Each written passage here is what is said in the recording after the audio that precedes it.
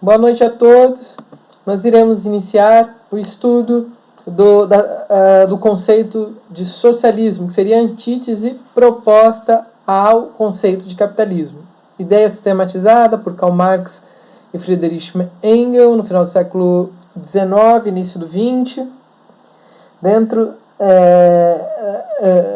do processo de se entender a economia naquele estado atual, o que havia de proposta de renovação e de adequação à sociedade, melhoramento para a vida e, por fim, uma síntese, né?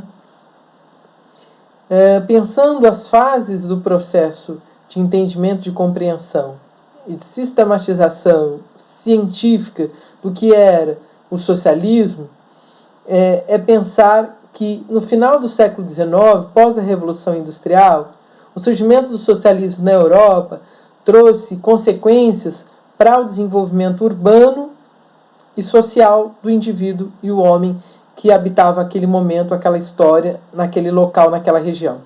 O surgimento das sociedades modernas no Ocidente só foi possível a partir do momento desse êxodo rural, da propulsão desse indivíduo nos centros urbanos, ou para produzir algo nas fábricas ou para consumir, né? A criação do setor de serviços seria necessário para escoamento dessas mercadorias produzidas nessas indústrias. Essas indústrias seriam só resultado do processo produtivo que se iniciou com os artesãos antes dos burgos, posteriormente a manufatura, a maquinofatura, que foi a divisão do processo produtivo de uma determinada mercadoria, daquela que o artesão fazia sozinho até o processo da divisão e da produção em série nas fábricas no pós-revolução industrial.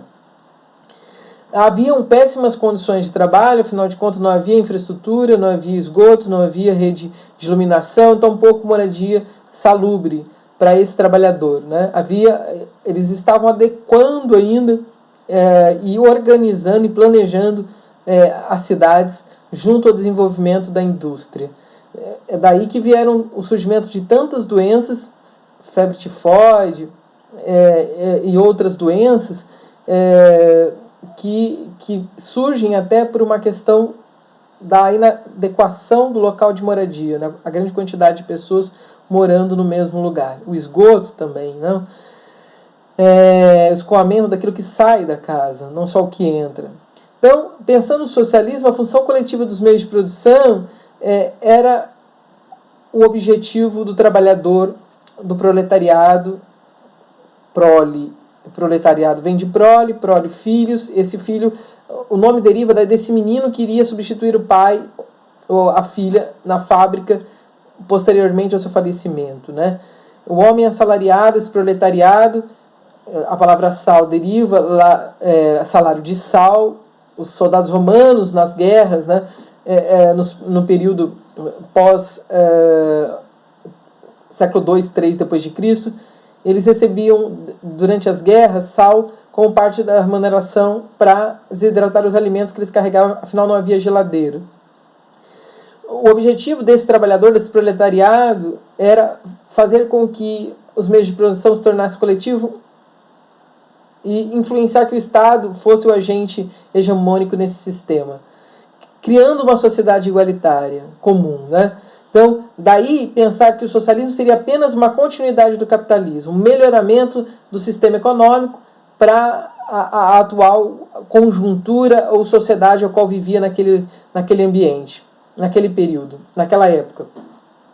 Nesse momento, o Karl Marx e Friedrich Engels vai propor um novo socialismo, um socialismo científico, que seria uma continuidade do socialismo utópico, que foi proposto numa ideia de uma revolução do proletariado de todos, né, sem que houvesse a possibilidade. O socialismo clássico trazia a mobilização das massas. Um grande exemplo foi a Comuna de Paris, um governo estabelecido pelos proletariados em 1871 na França, na Europa. Permitir que os meios de produção fossem dados aos trabalhadores, o Estado gerenciando, transferindo esses meios de produção aos proletariados, eliminaria o burguês, fazendo com que todos estivessem numa mesma classe, onde também haveria a possibilidade do comum, do igual, ou seja, não haveria diferença entre esses trabalhadores. Pensar, eu trouxe as referências bibliográficas logo em seguida, uma vez que os socialistas científicos se diferenciavam dos socialistas utópicos ou chamados de humanitários.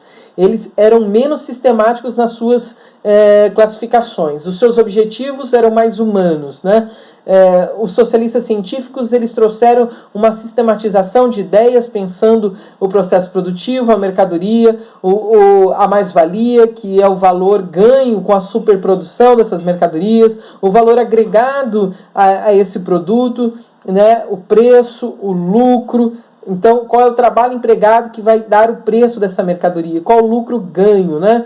Esses socialistas científicos se autodeclararam comunistas, então o comunismo vem posteriormente ao socialismo como um conceito utilizado para se distinguir desses socialistas que eram utópicos. Aqui embaixo eu trouxe vários livros que são referências para leitura e para entendimento do Capital. O Capital foi um livro, assim como o Manifesto Comunista, escrito por Karl Marx, que foi um filósofo, economista, sociólogo importante e que tratou desses conceitos e aplicou tanto na geografia como na sociologia. Entre os socialistas utópicos e humanitários está Robert Owen, Saint-Simon e Charles Fourier. O socialismo, então, o comunismo seria então uma dissidência do socialismo e o socialismo uma dissidência do capitalismo. Isso aconteceu no final do século XIX e XX, 1801 a 1900. A gente conta que a Revolução Industrial em 1780, século XVIII, possibilitou então o surgimento dessas comunidades urbanas, do êxodo rural, dessas grandes concentrações e desenvolvimentos das cidades, e com isso o desenvolvimento da economia industrial. A economia industrial, a partir da leitura de Karl Marx, possibilitou descrever um sistema chamado de capitalista que faria a exploração desse trabalhador, dividindo essa sociedade em classes. Então, você teria esse trabalhador proletariado e teria o burguês, dono dos meios de produção. O capitalismo ele seria o produtor das desigualdades sociais, uma vez que as máquinas pertencem a um grupo seleto, distinto e pequeno de pessoas, enquanto uma grande quantidade de pessoas é responsável pensando a eliminação desses meios privados de produção. Para que houvesse, então, a possibilidade do comum, de uma sociedade igualitária, onde todos seriam tratados igualmente. A palavra comunismo, então, veio distinguir os socialistas utópicos dos científicos. Os científicos seriam os Karl Marx, então, Friedrich Engels, esses que teriam sistematizado as ideias e o entendimento e a leitura de como o capitalismo era aplicado. Tá? O capitalismo foi uma dissidência do capitalismo comercial e do mercantilismo. A Rússia permite, em 1917, uma revolução chamada de Revolução Bolchevique, uma revolução comunista, socialista, uma vez que esses bolcheviques, o nome, se eu não me engano, o significado significa maioria, havia os bolcheviques, que eram as minorias, e havia reivindicações propostas entre esses dois grupos que compunham um movimento de resistência, esse movimento do proletariado, tá certo? Então, na China aconteceu em 49, em Cuba em 59, acho que em Mao Tse Tung em 49, Cuba 59 com Fidel Castro, com Che Guevara e com Raul Castro e todos os outros militantes que lutaram com esse objetivo, com o objetivo de trazer igualdade de distribuição de renda a todos, o bem-estar social e o Estado mínimo de direito. Esse governo ele perdura durante muitos anos. A Revolução de 1917 na Rússia permite o estabelecimento do comunismo, o estabelecimento de um sistema internacional que viria de alguma maneira acontecer não onde havia sido previsto por Karl Marx, que achou que aconteceria no Reino Unido, onde o desenvolvimento industrial já estava avançado, onde se iniciou a primeira Revolução Industrial, mas vem acontecer na Rússia, diante a possibilidade da emergência do encontro de homens e mulheres que estavam propostos a estabelecer, a mudar aquele sistema. A Rússia ainda era extremamente atrasada com o desenvolvimento da indústria com relação à Inglaterra. nessa sucessão de leituras e de compreensões e de produções de conhecimento filosófico, da ideia que precede a sistematização intelectual, no sentido de compreender os processos da leitura desse sistema de comércio, você tem um outro homem, um outro intelectual, que vai surgir trazendo uma teoria geral do emprego, do juro e da moeda. Então, John Maynard Keynes vai trazer, ele morre em 46, né, ele nasce no final do século XIX, ele vai trazer uma teoria que faria a leitura de uma possibilidade de um liberalismo de mercado. E um mercado ao qual se vigoraria a superprodução, né? Onde se possibilitaria uma competição desenfreada entre todos.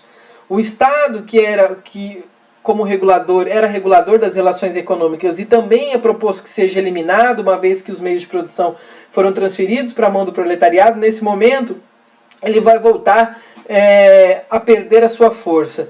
Então, se fortaleceria a ideia de se produzir emprego. O consumidor, em potencial, estava empregado, então teria dinheiro para investir mais em compra, em consumo. Ele propõe uma política de redução de juros para que essa mercadoria, esse produto, seja reduzido o seu custo, o seu valor, e que o Estado fosse substituir o financiamento do setor financeiro para o produtivo. Então a gente tira o dinheiro dos bancos e investimos nas indústrias. Nesse momento, os Estados Unidos têm uma grande crise em 1929, isso dentro da proposta de grande produção de mercadorias que eram importadas para a Europa e consumidas. A Europa está num momento de crise, a Segunda Guerra Mundial está para acontecer, a Rússia havia vencido a Alemanha e estabelecido a Revolução do Proletariado. Franklin Roosevelt, desesperado com a crise, no dia 24 de outubro, se eu não me engano, traça um novo plano de recuperação da economia. Com uma finalidade de propor um novo momento de recuperação e de reestruturação das relações de produção no país. Em 1970, eles voltam a questionar e põem fim ao keynesianismo com questionamentos chamados monetaristas críticos, tanto na Europa como nos Estados Unidos.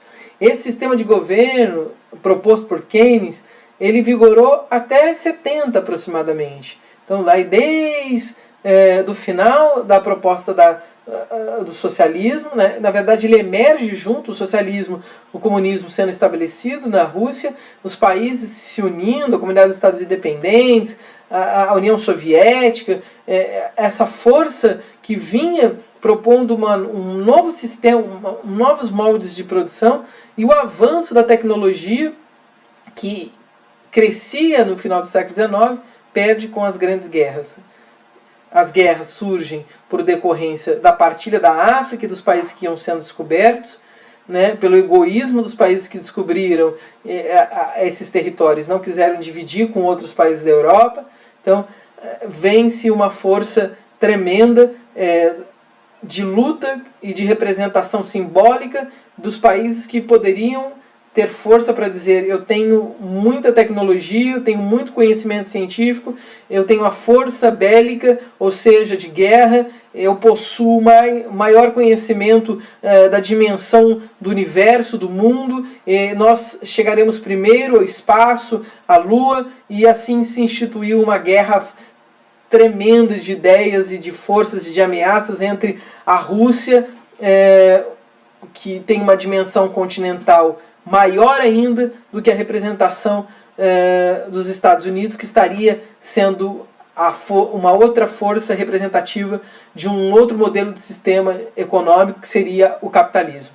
Então, o socialismo representado pela Rússia, pela a União das Repúblicas Socialistas Soviéticas, e, por outro lado, o capitalismo seja representado pelos Estados Unidos. Vai-se aí vendo o fim do keynesianismo, né, por questionamentos internos, tanto da economia europeia como estadunidense.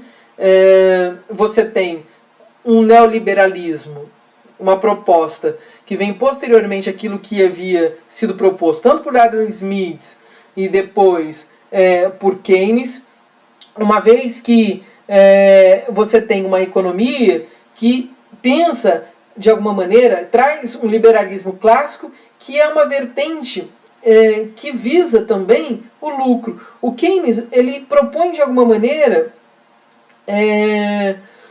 um empregador que esteja, um trabalhador que esteja empregado, uma vez que o capitalismo proposto por Adam Smith havia uma intervenção do Estado. O Keynes vem tirar esse Estado, vem propor uma liberdade semelhante à do neoliberalismo. E aquilo que é proposto a partir de 70, com Ronald Reagan e Margaret Thatcher, com a finalidade de recuperar as suas economias, né? Margaret Thatcher como representante do primeiro-ministro do Reino Unido e Ronald Reagan como representante do presidente dos Estados Unidos, vai trazer esse neoliberalismo proposto por Adam Smith, mas no sentido da sua releitura. Então ele pensa, vamos retirar o Estado da economia, vamos deixar o Estado com menos poder e aumentar o poder do mercado. Vamos, de alguma maneira, uma desregulamentação da economia pelo Estado e a economia passa a se gerir por si próprio. É algo proposto semelhante ao que o Adam Smith propunha, né? A mão invisível, o mercado que se auto-regula a partir das suas relações de compra, venda, oferta e procura, demandas. Não haviam mais restrições para a circulação de mercadorias. Mais que isso, o neoliberalismo vem propor a privatização de empresas públicas, né? Como é o caso hoje está acontecendo da Petrobras, como aconteceu a partir da década do final de 2011, 2012, já haviam reivindicações, como aconteceu com a Vale do Rio Doce, como está acontecendo com o Correios, como aconteceu com tantas outras indústrias e empresas do Estado Nacional Brasil. Você tem um outro sistema econômico que é chamado de social-democracia. Foi criado pelo Partido Social Democrata Alemão.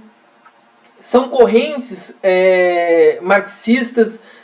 Na verdade, ele nasce dentro dessas correntes, das diversas matizes de correntes marxistas, tá?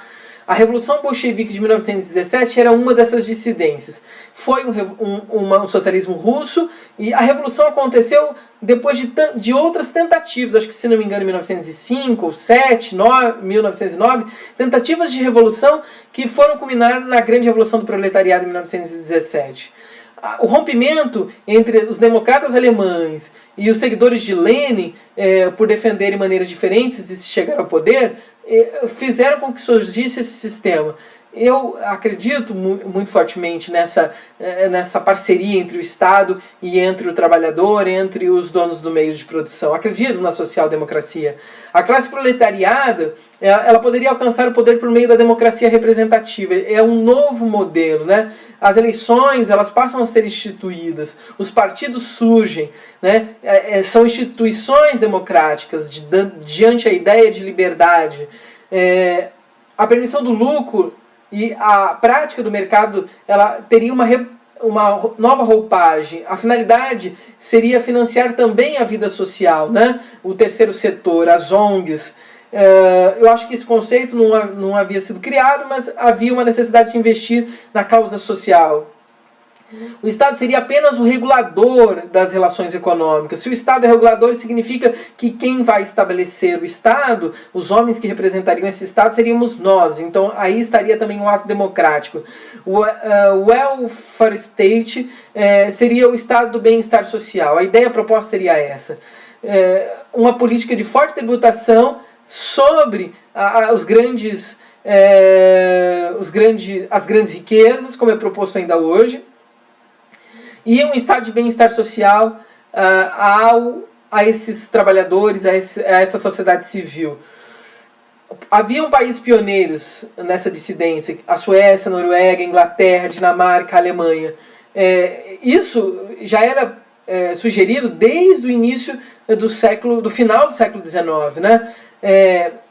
Os assuntos estão propostos para serem pensados, refletidos e depois exercidos, com a possibilidade de fazer os exercícios na página 46 e 47, no livro didático Geografia em Rede, volume 1, que pensar, refletir esses vários sistemas econômicos, pensar que existe uma multiplicidade de sentidos e de possibilidades, tá certo? Pensar que inclusive o anarquismo, a proposta poderia se encaixar no início da ideia do comunismo, né? A proposta de socializar os meios de produção com a ajuda do Estado e depois eliminar o Estado, permitir que ideias como do anarquismo, da autogestão, da autoadministração surgisse. Pensando o anarquismo não como uma bagunça, barbárie, mas como autogestão, autoadministração daqueles que são responsáveis e têm uma consciência de indivíduo dentro de um processo orgânico, né, de sociedade, de uma organização onde existem indivíduos e que cada um tem a sua representação. Tá certo? Nós ficamos por aqui e passamos para o próximo capítulo.